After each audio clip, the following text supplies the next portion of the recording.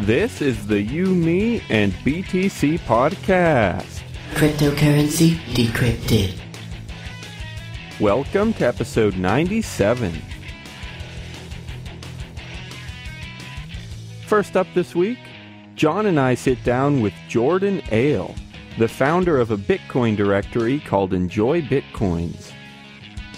Jordan will share how his site works, what it's good for, and some of the best features. We'll even discuss our favorite Bitcoin services on the list and mention some from our ancient Best Bitcoin Services series. Then after that, Tim and I will mull over the concept of fiat currency. What does that term even mean? Could Bitcoin actually be considered a fiat currency? If so, what really makes it different than paper money? Your hosts today are Tim Baker, John Stuart, and myself, Daniel Brown. Here we go.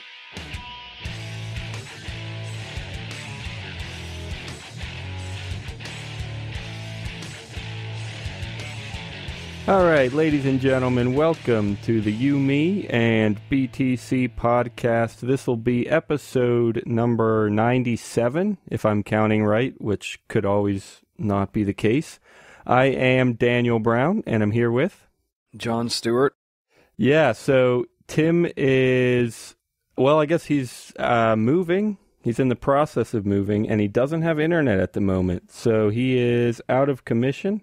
But we do have a very special guest with us, Mr. Jordan Ale, the creator, I guess, founder, whatever. We'll let him share more information, but he's from enjoybitcoins.com, a pretty cool Bitcoin directory. Thanks for joining us, Jordan. Anytime. Thanks for having me. Yeah, we're glad to have you, especially when we're a man down, and it's been quite a while since we've done an interview. Honestly, a couple months, I think it might have been, just with schedules and everything. It's been hard to plan stuff like this, but I'm glad it's going again. So, yeah, I'll let you just kick things off by telling us what the heck you do. What is enjoybitcoins.com and what's it for? How's it work? Go for it. Wicked. Basically, enjoybitcoins.com is it's a product of being unemployed and a recent graduate. Oh, man. But no, I got interested in Bitcoin about 2 years ago and decided to run with the website and try to make something happen. Saw kind of a lack in educational resources and, yeah, started up the website.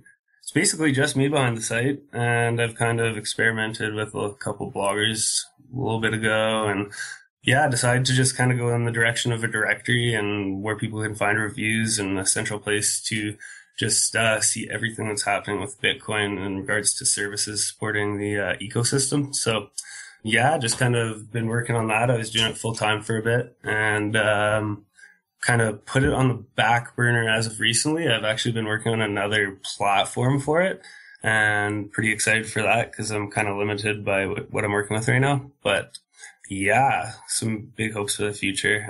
We got like 600 services listed right now. Pretty good job board that we're bumping in jobs every day from Indeed. And yeah, lots on the go, really.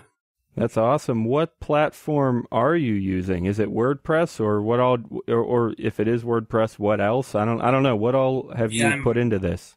I'm actually using WordPress. I don't know.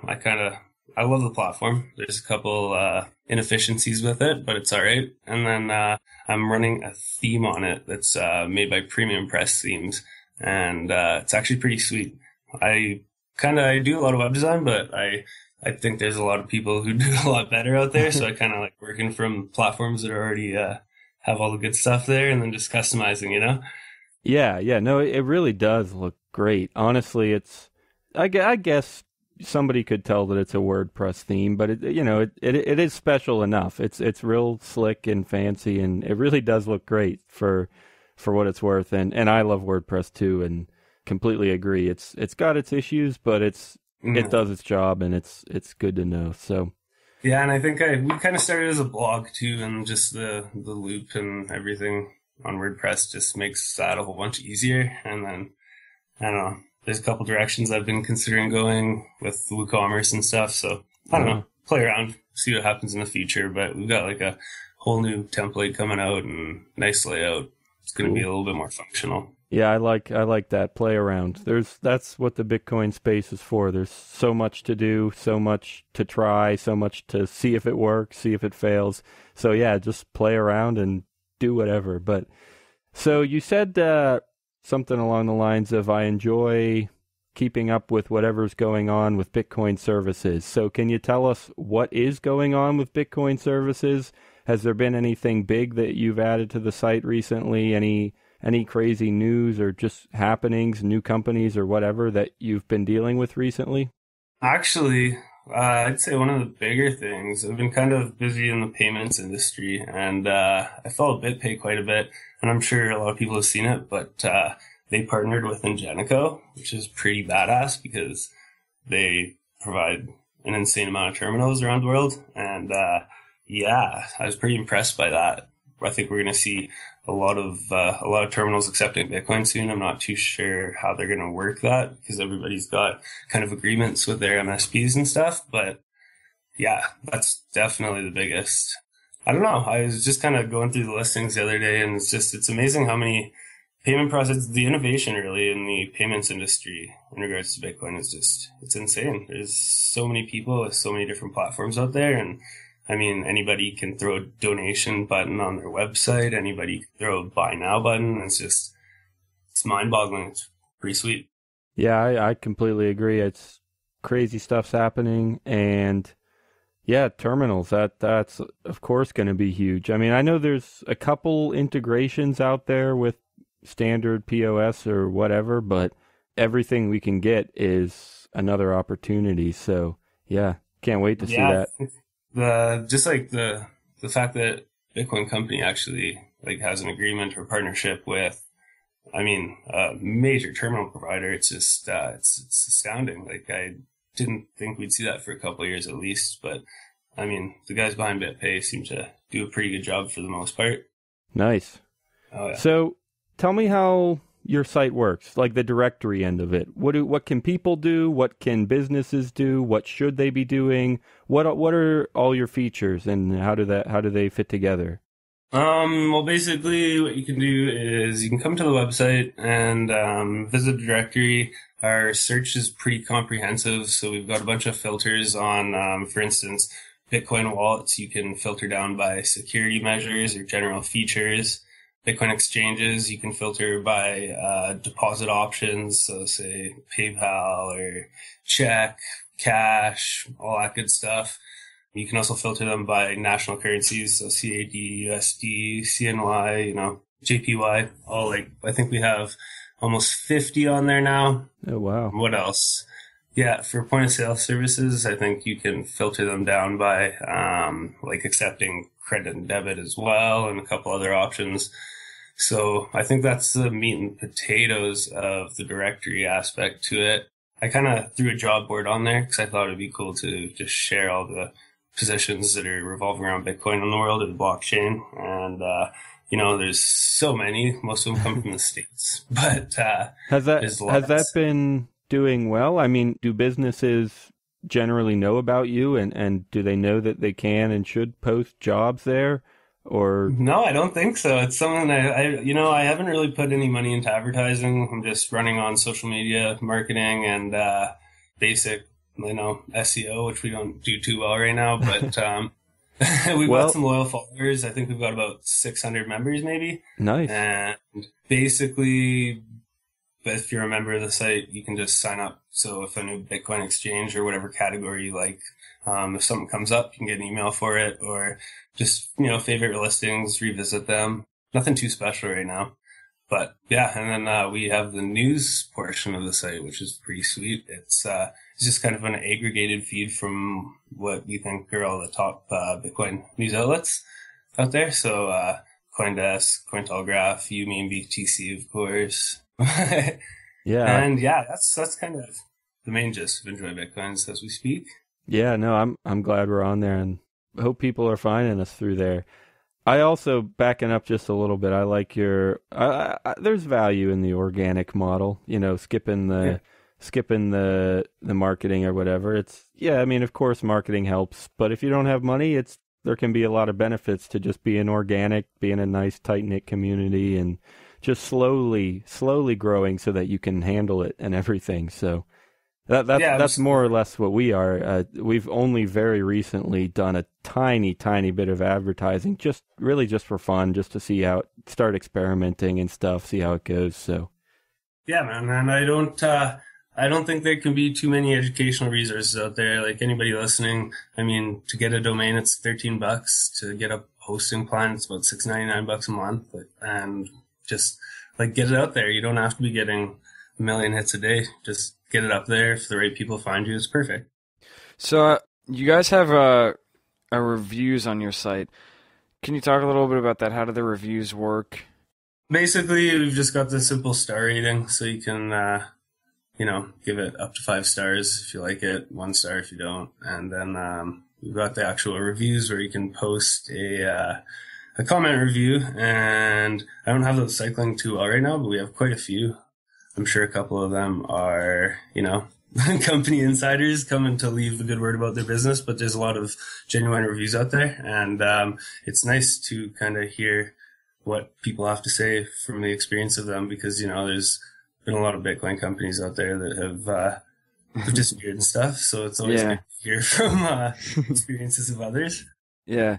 So do you have to be a member to review things, or can you do that anonymously without registering? You do have to be a member, I believe, but you can just social log in with Twitter or something.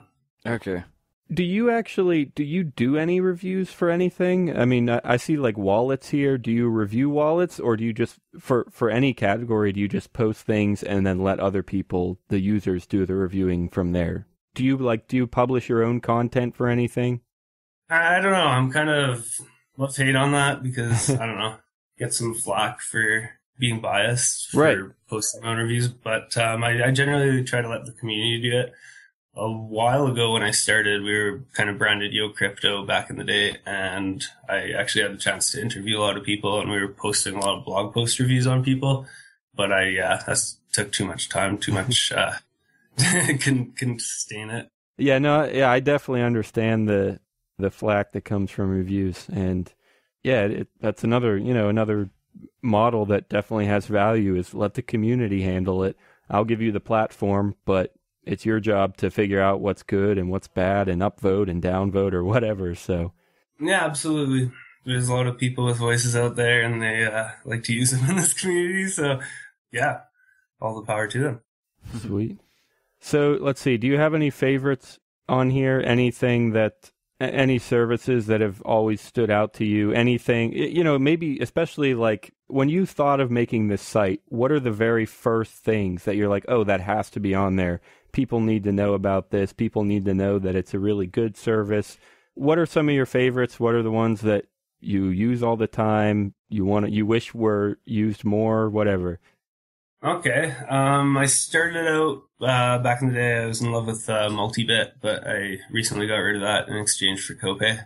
I love Copay Wallet. I think it's super simple. I think is that a mobile wallet or PC? I don't actually. It's desktop and mobile. I think it's BitPay's. It's I do remember. Yeah, Copay, because they have multi-sig, right? I do remember that. So I think it's a super sweet wallet. It's super easy to use. It's got a lot of features. Looks good. So that's one of them. I think everybody needs to know about local Bitcoins, obviously, because that's kind of almost a Bitcoin staple these days. What else? We got CoinKite. I'm not really a fan of the kind of cloud wallets, just because I think everyone knows you never know. But they seem to be legit, and I don't think anybody's rolled out as many features as them. Like, you can pretty much do anything on CoinKite. What else? I know there's some I'm missing. You mean BTC? This awesome podcast. Yeah, I heard about them. I heard they're the best Bitcoin podcast on the planet. So yeah, definitely. What else? Tab Trader. I got that on my phone. Super awesome. What else? Kind of love-hate between the lending platforms right now. Like the Lending Club. I don't know. So why is that love-hate? It's risky. I don't know. Okay. I've just experimented with a couple bucks on there, and I either am really bad at investing or or people just bounce with your money. Yeah, I don't know. What do you guys use? What are your go-to services? Gosh, we actually did a 2-part episode really, really early on. I want to say maybe episodes 7 and 8. So I wouldn't actually, I shouldn't say this, but I wouldn't really recommend spending, for any listeners, I mean, I wouldn't really recommend listening to those unless you have an interest in some kind of vintage whatever, I don't know, just because there's 2 reasons. One, because it's going to be really bad audio quality because we had no clue what we were doing back then, and 2, because I think most of the services are outdated or gone by now. I don't know, I mean, we hit like blockchain.info, we hit I think a couple mobile apps, I don't remember what they were. I think we hit on Amagi Metals. They're not really a Bitcoin service, but they accept Bitcoin, and I think all 3 of us have used them before and enjoy them. Do you remember anything else, John? We did BitBrew, which disappeared after a while. Disappointingly. And I think we might have done Hestia too. Oh, Hestia. And that one, yeah. I would absolutely recommend Hestia tobacco to any listeners out there. They sell craft filtered cigars for Bitcoin, and I love them. So yeah, I enjoy those too. So I'm gonna have to check those out. But yeah, we definitely talked about Purse too, and that's still probably like that might be sure? Did they exist all the way back then? Episode I'm pretty 7 sure. or 8? I think we talked about Purse. Okay, all right, maybe we did. But yeah, Purse, I mean, we talk about them like pretty much every episode. Yeah. And we always joke about how much we talk about them, but we really do love, like, I just love using Purse. It's so great. Yeah, so I've never actually tried Purse. I've wanted to, but it's a pretty awesome idea. I mean, anything on Amazon for easily 20% off, sometimes more. And for anybody out there, if you want to sign up, code YMB will get you 10 millibits back if you spend $50. So that's what, like an extra 5% on $50. I guess it's more than 5% now with the price going up like it is. But anyway, purse.io, code YMB. We did not plan that plug, but we can do that. So walked right into it. Yeah. Cool. What else? Actually, there's one way back in the day when I was U of Crypto, and I was just emailing so many people to get interviews, and I couldn't find anyone to get an interview, and I was just flooding emails out there in the Bitcoin shop, and I think they're like BTCS Incorporated now or something, and their marketing girl Mercy and Charlie sat down and had a conversation with me for like 45 minutes. It was super badass, so I have to give a shout out to them because it was absolutely awesome, super inspiring. Nice. Yeah, it's great to meet the people who are the movers and shakers. That's part of the reason I love doing exactly this right here, is because I get to talk to so many awesome people, and they are, a lot of them out there are inspiring, at the conferences and stuff. There's a ton of great thinkers and just nice people with great ideas. So what conferences have you made it out to? It has been a while, but I went to 2 last summer. I went to, the first one was Bitcoin and the Beltway. That was all 3 of us. That was done by Jason King from Bitcoin Not Bombs. Am I saying that right, John? Well, he is Sean's mainly Outpost. from Sean's Outpost. Yep, that's what it is. And then after that, I went to Cryptolina in South Carolina, I think it was. And those are my only strictly Bitcoin conferences. I have also gone to 3 or 4 good-sized Liberty conferences, and those always have some Bitcoiners around and stuff. So very nice. Yeah, that's always been fun.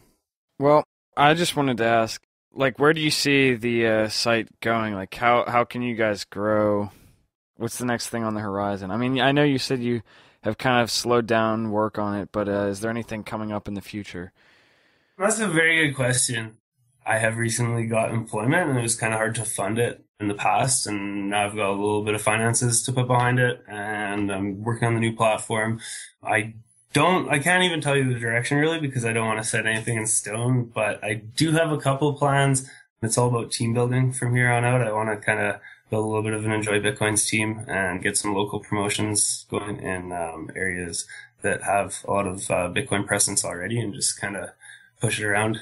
We don't have too much going on for Bitcoin in Calgary, so we've been active at a couple of the meetups, not too many, but I'd definitely like to see us get more involved in those. But I think the local culture, like actually tangibly putting Bitcoin in people's hands and showing them that, hey, this isn't scary, you can use it. It's not that hard. You just have to learn a little bit, and it's a learning curve that might benefit you in the future. So yeah, I think pushing the local promotions really, and just growing the Enjoy Bitcoins team, and we'll see what happens from there. So is your do you have people already on the team, or are you still looking for people? In the past, I've worked with a couple people. There's a lot of good people on Twitter that I've met, and have written blog articles for me in the past and helped out a bit. I'm not too sure. I don't have a team in place, no, but hopefully we can get a good one, I guess. So if anybody's listening and wants to help, let us know. We can't compensate like a crazy amount, but like if you want to maybe build a resume, throw out some news articles, blog articles, you can help us in the back end. There's lots to do, and it's too much work for one person. Hey, I definitely understand that feeling.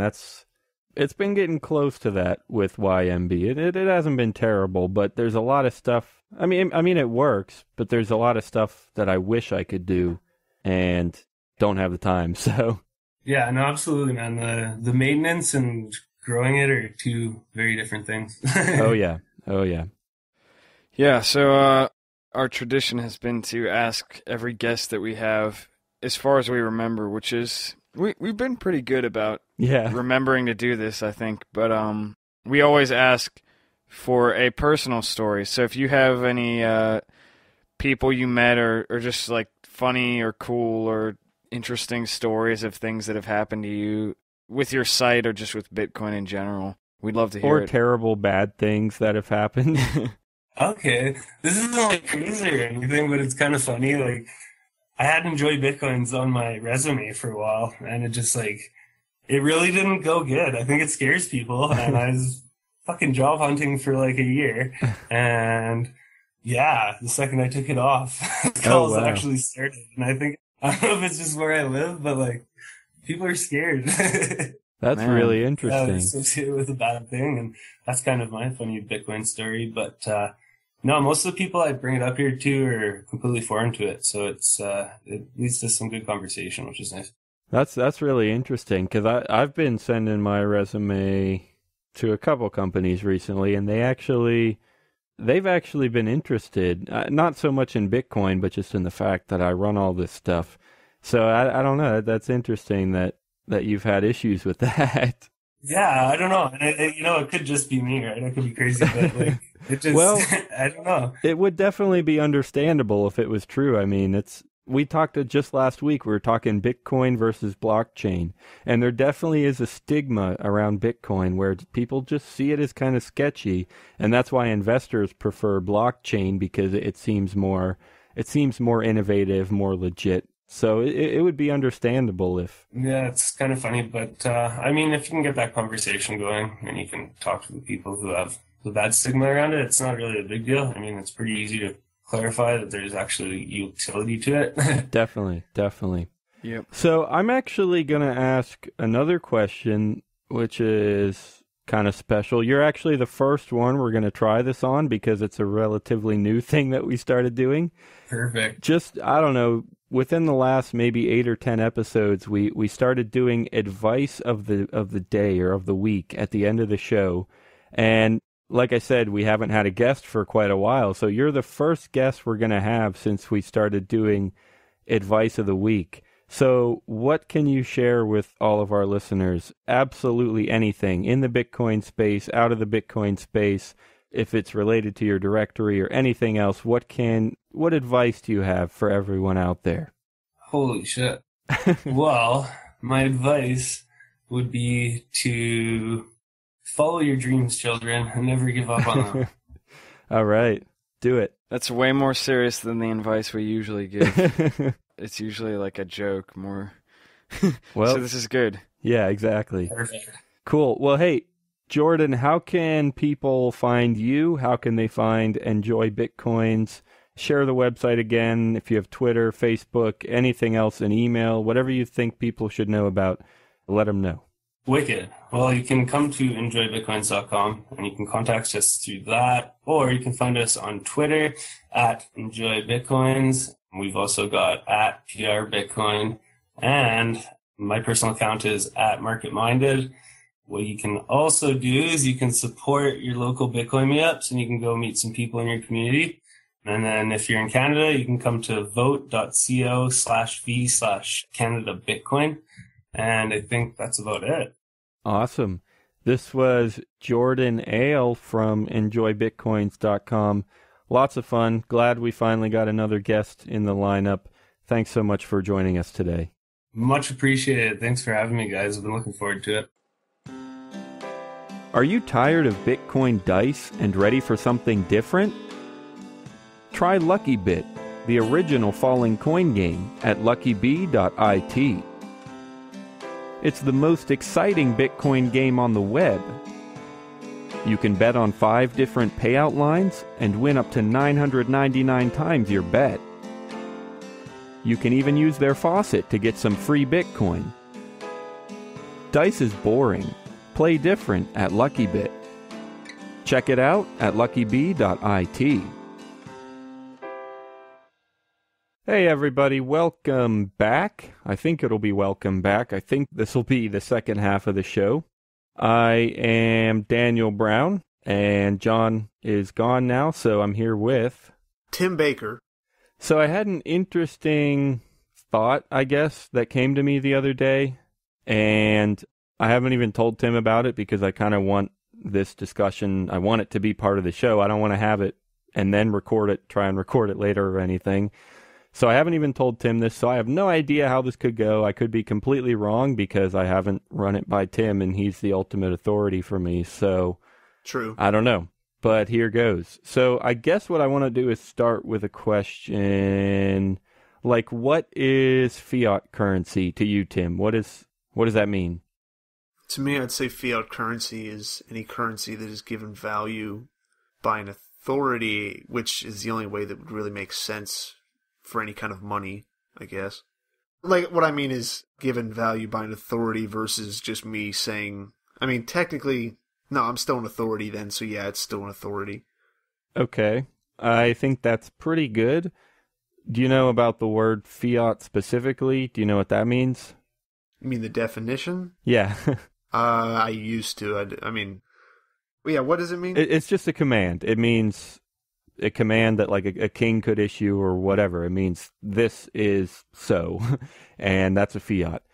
So yeah, I guess that pretty much covers what it is. Yeah, I mean, fiat currency is money. It has value because the king, or in our cases, not really the Federal Reserve. I guess it's the law.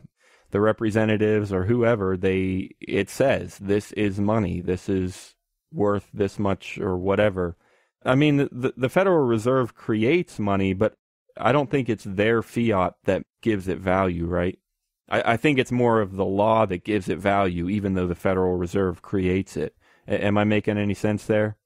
Yeah, it's the Federal Reserve isn't going to be the one that's going to come and force you to pay your taxes in Federal Reserve notes. It's going to be the U.S. government. And as far as like the government's connection to the money, I think that's probably that's the biggest part where they're involved, where they can actually force you to do something. Or I guess as a business owner that you have to accept that as payment. But yeah, it's not the Federal Reserve. The Federal Reserve, I don't believe, has any kind of offensive arm of them that goes out and forces people to take their paper. Yeah, I mean, they definitely have offensive arms, but yeah, not quite in that way.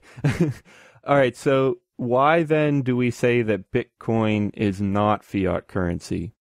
Well, who's we? I don't know. I may have said that in the past. I don't really remember. Well, I'd still consider Bitcoin fiat, if only because it's a little bit different because it's not a central authority telling it that it's worth something. It's all of us, but I still think although that's a completely different use of the word authority. Well, I think the way I'm thinking about it. Honestly, this is exactly what I wanted to talk about, because that's kind of the thought that came to me. is, well, hang on. Well, first of all, let me back up. You were asking who says it's not a fiat currency. And I think we pretty strongly imply that when we say fiat currency and we mean anything but Bitcoin, right? We say, oh, fiat currency is just paper or whatever. And when we say that, we mean anything but Bitcoin, which implies that Bitcoin is not fiat currency. And I mean, you know, those words are fine. Everyone knows what we mean. It's not a big issue using those words or anything. But yeah, I wanted to think about exactly what you kind of touched on is Bitcoin a fiat currency, right? I mean, if paper money has value just because, hey, it's a $20 bill, therefore it's worth $20, which even that kind of command is kind of confusing because what does it mean to say that it's worth $20? Like the term dollar isn't really even defined. It doesn't, where does that get its value? I don't know. But still, there is a pretty strong parallel there with Bitcoin where it doesn't have any value except what people say that it has. And if I'm not willing to give you $400 for a Bitcoin, that's the price that it's getting up to now. Or I guess it's a little over. It's hovering right around it, which is pretty crazy. And if I'm not willing to give you $400 for a Bitcoin, Tim, it doesn't quite have that value. I mean, it might have that value for someone else, but even then, no matter who accepts it, no matter who gives you $400 for that Bitcoin, it only has that value because that person says, yeah, I think that's worth about $400. And that's it, right? Does that sound like a fiat to you when somebody says, anytime a trade happens, it's kind of like a command. They're saying, yes, this has this much value, and this is why I'm willing to trade this much for it. Does that seem like a fiat? Yeah, I mean, I think so. More than what we're talking about with Bitcoin, if that's what you mean.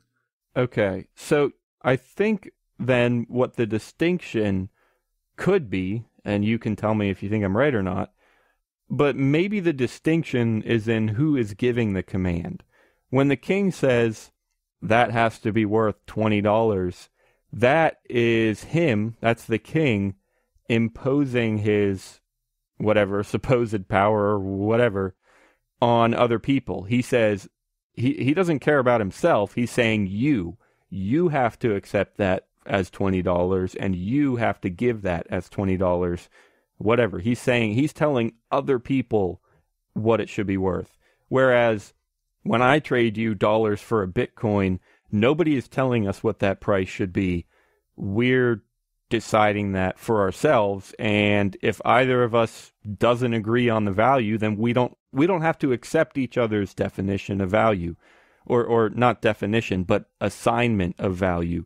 If you assign a Bitcoin $200 worth of value, and I give it $400, then I'm not going to sell you one because you're going to try and pay $200, and I'm going to want $400, and so the trade just won't happen. But nobody's forcing that on us. Those are by our own decisions.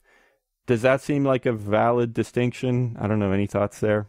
Yeah, and that part of the reason for that is because of how Bitcoin is also a commodity, I believe. So that it's a little bit different because like the same thing if we take silver or gold, something like that, where even then I'd say that's still going to be a fiat in a certain way just because we yeah, absolutely. I was going to get there. Yeah, but go ahead. But like Bitcoin, it's just treated differently because it's not a legal tender. So like if you're using silver or Bitcoin for a transaction, more likely silver, you're probably not going to base it right off of the spot price. There's probably something else involved there as to why you're using silver. With Bitcoin, the way that we haggle over the price, that might also be because of the whole, maybe what I should focus on more is that it's not issued. And it's not issued with a certain value. The value fluctuates because it's commodity. The value fluctuates compared to the dollar. Yeah, I mean, I'll be the first one to say I'm not an expert in economics. Yeah. And yeah, when you bring up things like commodity, I mean, I kind of have a general understanding of that. like, oil. I think that's a commodity, right? Whatever, flour, that's a commodity, right? It's like a usable product, maybe, but that's by no means the actual economic definition.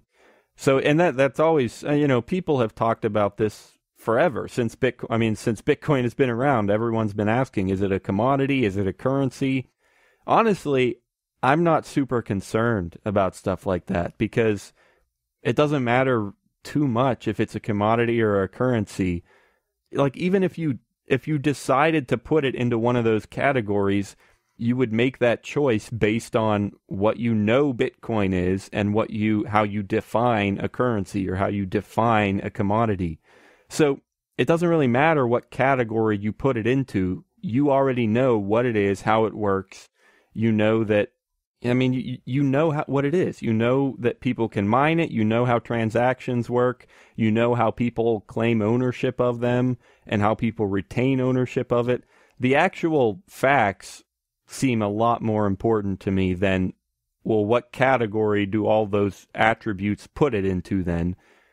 Sorry, I'm kind of going on a rant here, but I don't know. I guess I'm just trying to say, like, we know what Bitcoin is. We know how it works because it's a man-made thing. We can see the code and everything. We can see what the rules are. So, yeah. So I don't know. I guess the idea with trying to define it is then you can compare it to, like, if you define it as a commodity, you can compare it to other commodities and see if it behaves the same way. Or you can predict that it'll behave like a commodity in the future. And likewise with a currency, if you define it as a currency or anything else, I don't even know what else people might be trying to define it as. But if you define it as a currency, you could predict how it might behave based on other currencies.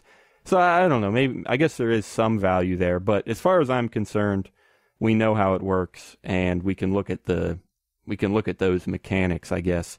Yeah, sorry, that was a rant. Part of the reason, at least in my eyes, as to why those definitions and the questions even come up is because of legality stuff. That doesn't come up unless you're talking absolutely. about how to tax it and about how it's going to get put into stuff.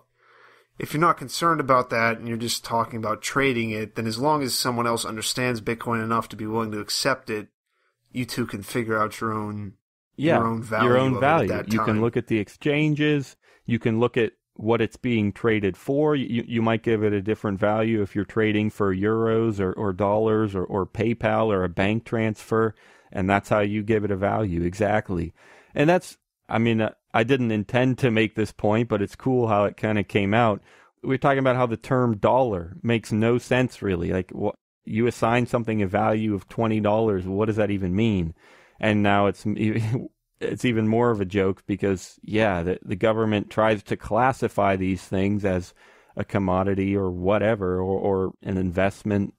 And I guess it's just kind of pointing out how it's a joke. Like, they try and make things work in their favor and none of it really means anything. They just do it because they have the power of the fiat, and it's not a power that they should have, but unfortunately it does work pretty well.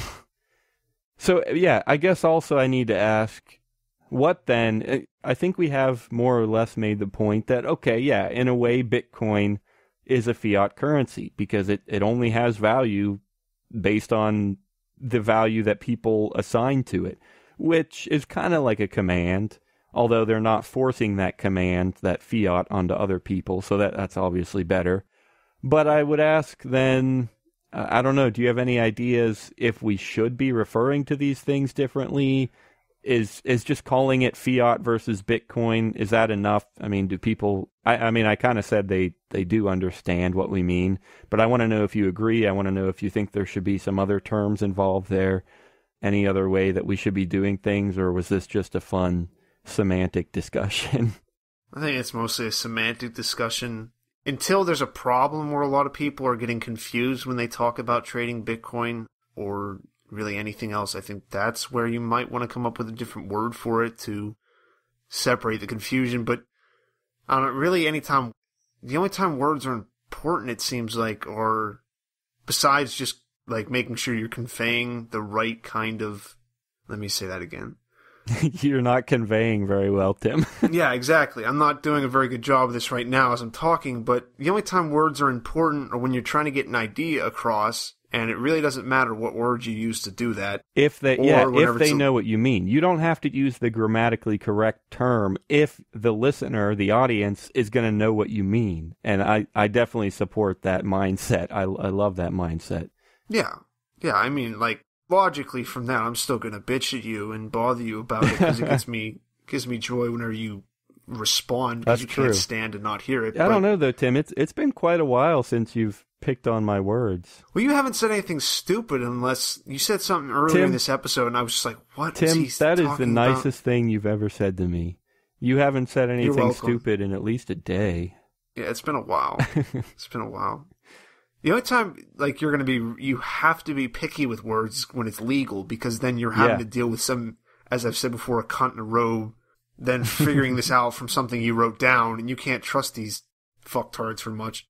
So, I mean, not all judges are bad. I can't, well, fuck that. You all, right there. We don't, like, the audience can figure out themselves, not every single judge is a fucktard, but, so I don't even need to say that. Good call. And yeah, it's just another point. Like only the law would be so picky to force you to use certain words when it's pretty clear what you meant. I mean, that's not to say that communication is not an art. If you're talking to, 1,000 people or 100,000 people or whatever, then yeah, you might want to use some more specific terms because all million of those people are going to listen differently. They have different backgrounds and they might interpret your words differently. So you want to be more specific, more technical, whatever.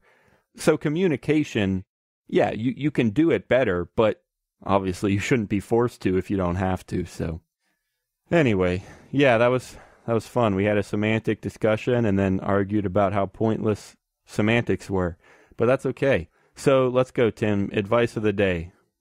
I before E except after T. Except in all the times that it doesn't work like that. You do know that's not the right way, right? I have no idea what it is. It's I thought you were being serious and you were trying to make up a new rule just to be an idiot.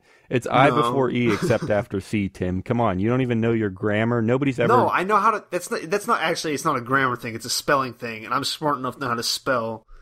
Yeah, you're not going to spell words with T's right. If the word has a T, an I, and an E, you're going to spell it wrong. So you're. I never said I'd take my own advice. Clearly not that smart.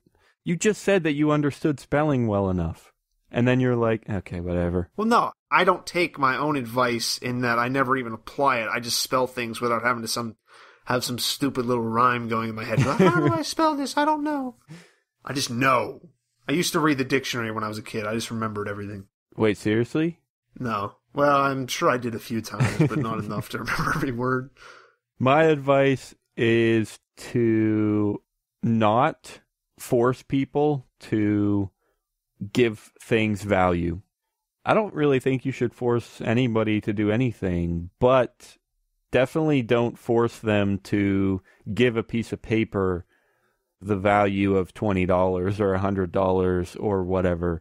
I don't know. I think that's a bad... Well, it's a good idea for you. It'll if you continue in those kind of patterns, you might make millions in tax revenue, billions, trillions, whatever. You'll get away with trillions of dollars worth of debt all the time and nobody's really going to care. You might build up a gigantic military to protect yourself. So it's a good idea for you, I guess, to force people to accept paper and, as with certain value.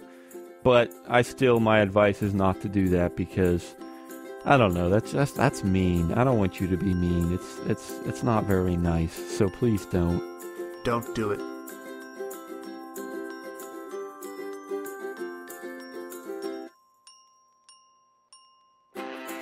Thanks for listening to episode 97. All of the music in today's show was from John Stuart. Remember to check out this week's show notes at youmeandbtc.com and leave us a comment. We'll see you next Thursday.